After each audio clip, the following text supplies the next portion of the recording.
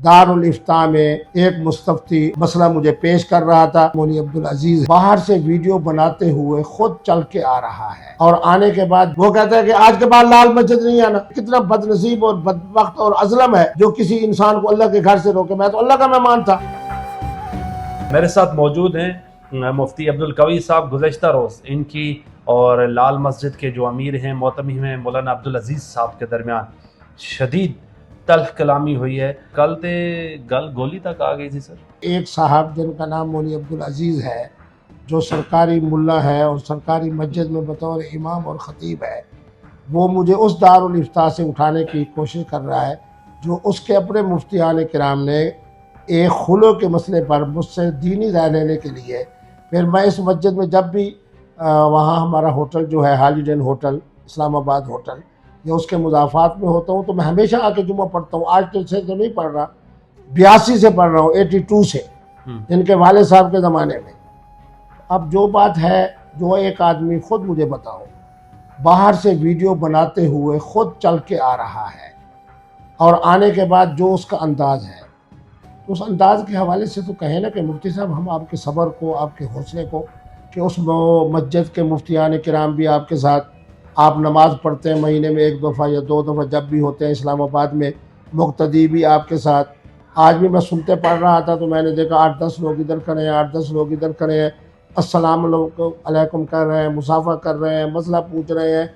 कुछ हजरात जनाब हमारी वो राखी सामत वाली बात कर रहे हैं, कुछ हसन अल्लाह यारी के मसाइल पर बात कर रहे हैं। मैं तो वहाँ 15-20 मिनट खड़ा रहा मस्जिद में, हत्ता के मुफ्तियान किराम ने कहा तशरीफ ले आई, एक मसला है, तो मैंने अपने साथियों को भेज दिया। कल आप लाल मस्जिद में खुला के मामले पर आपको बुलाया गया था दारुल इफ्ता में, ये कह रहे हैं। मेरे बच्चे जो बेचारे मुलाजिम है मुफ्तियान किराम, उनके लिए क्यों मसाइल पैदा करते हो। बहरहाल दारुल इफ्ता में खुलो की बुनियाद पर एक मुस्तफ्ती उन मुफ्तियान किराम के दरमियान मसला मुझे पेश कर रहा था। वो बेचारे ने बाद में इंतहाई माजरत की, मुझे अपनी गाड़ी के ऊपर जनाब वहाँ हॉलिडे इन होटल पहुँचाया, माफ़ी मांगी कि मेरी वजह से जनाब ये जो कुछ हुआ। मैंने कहा माफ़ किया। अब तक सैकड़ों की तादाद में उसी मसलक के उलमा मुझसे माजरत कर चुके हैं। बाद ने कहा कि इसको पट्टा डालते हैं। आपको पता है मेरे साथ पठान हजरात बहुत ज़्यादा मोहब्बत करते हैं, उन्होंने तो बहुत कुछ कहा, लेकिन मैं एक तालिब इल्म हूँ, मुस्बत ज़हन का आदमी हूँ। बहरहाल अब महकमा दाखिला ने देखना है कि एक सरकारी मस्जिद के सरकारी मुल्ला को क्या कानून इजाज़त देता है कि कलाशनकोफ उठा के और उनको मैं इशारा करके कहे जी आप चले जाएं। मैं वहाँ से चला गया। अब ये कानून जाने, वजारत दाखिला जाने, और सरकारी मुल्ला जाने, और सरकारी मस्जिद जाने। मुफ्ती साहब, उनको आप पर एतराज़ है ना, आप जो वीडियोस बनाते हैं, उनका वीडियो में भी यही कहना था।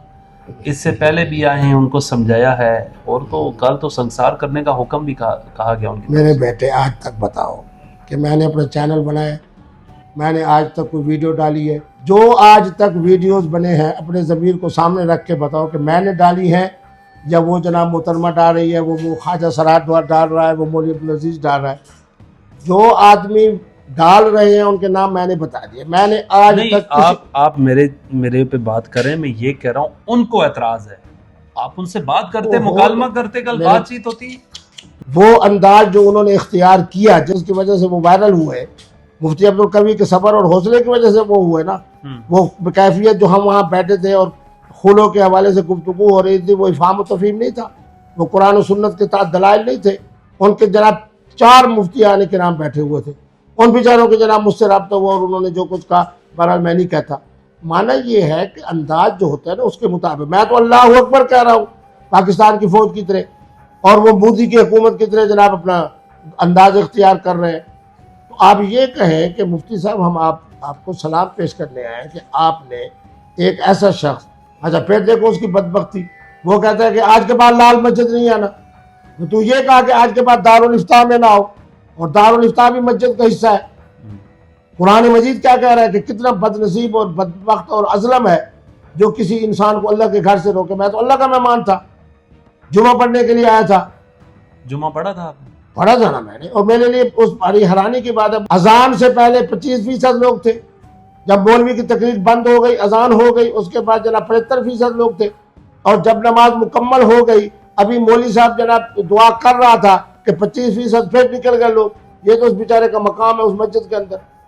मैंने अल्हम्दुलिल्लाह उनका बयान के आखिरी जुमले भी सुने ان کا خطبہ بھی سنا, ان کی دعا بھی سنی. پھر اس کے بعد وہ اعلان کر رہے ہیں مولوی صاحب مجھ سے کوئی ہاتھ نہ ملائے.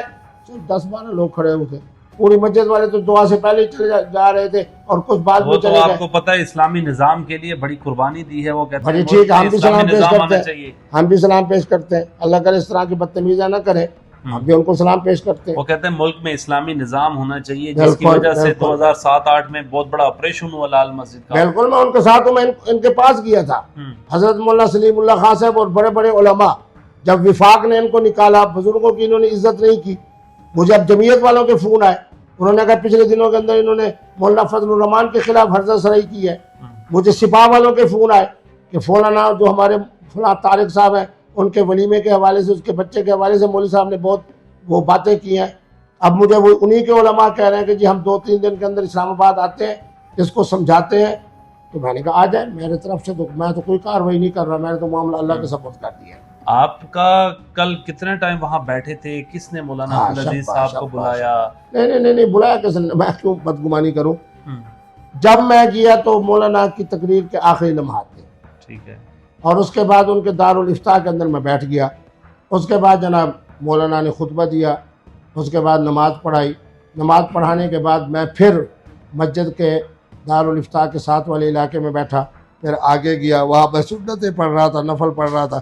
آرام سے لوگوں نے میرے ساتھ سینکڑوں کی تعداد میں سلام بھی کیا, مصافحہ بھی کیا, سلفے بھی بنائی, مسائل بھی پوچھے. اس کے بعد میرے ساتھی چلے گئے, میں نے ان کو کہا تم چلے جاؤ, تو میں آ رہا ہوں, کیونکہ مجھے پتہ تھا کہ 10-15-20 منٹ لگیں گے. جو مسئلہ ان کا تھا اس پر ہم نے حسن اللہ یاری کے حوالے سے مسائل پر گفتگو کی, اور علماء دوزانو ہو کے بیٹھے رہے. انہوں نے جناب میرا اکرام کیا, مجھے جناب ٹھنڈا پانی پلایا, کیلے کا جناب ملک شیک منگایا, وہی میں پی رہا تھا. اور وہ جو آدمی بیچارے کا جناب اپنا خلو کا کیس تھا, وہ بڑے ادب کے ساتھ بیٹھا تھا. مفتیان کرام سارے بڑے ادب کے ساتھ بیٹھے تھے. ایک صاحب ہے, انہوں نے کہا میں مسجد کی کمیٹی کا پتہ نہیں ممبر ہوں, وہ میرے ساتھ احترام میں بیٹھا. ایک آیا کہ حضرت کا فلانا جو ادارہ ہے اس کے حوالے سے میں اس کا صدر ہوں. سارا سکون سے کام چل رہا تھا. اب ایک مولوی صاحب جس کے ہاں تصویر بنانا حرام ہے, پوچھ لو اب ان سے, وہ باہر سے ویڈیو بناتے ہوئے اور آتے ہیں اور یہ انداز اختیار کرتے ہیں, تو آپ خود سمجھ لیں کہ ان کے ارادے کیا تھے اور میرا صبر کیا تھا. تو وہاں سے روانہ ہو فارورڈ کر گئے, انگریزی میں کہہ لیتے ہیں, نہ کہو, اچھا انسان بن کے اردو میں کہو. اچھا, آپ کہو کہ جناب انہوں نے یہ انداز اختیار کیا, انہوں نے کہا چلے جاؤ, تو آپ وہاں سے چلے آپ گئے روانہ ہو گئے. بس. تو اب یہ بتائیے گا ان کی طرف سے کوئی رابطہ, کوئی بات چیت وغیرہ؟ اوہو, مجھ سے علماء رابطہ کریں آپ کی موجودگی میں. آپ نے دونوں فون میں نے بند کیا آپ کے احترام میں, ورنہ مسلسل جناب فون ہی فون آ رہے ہیں, پوری دنیا سے آ رہے ہیں. پٹھانوں کو اللہ خوش رکھے, وہ جناب پوری جنوبی افریقہ سے لے کے آسٹریلیا تک محبت کے اظہار کر رہے ہیں.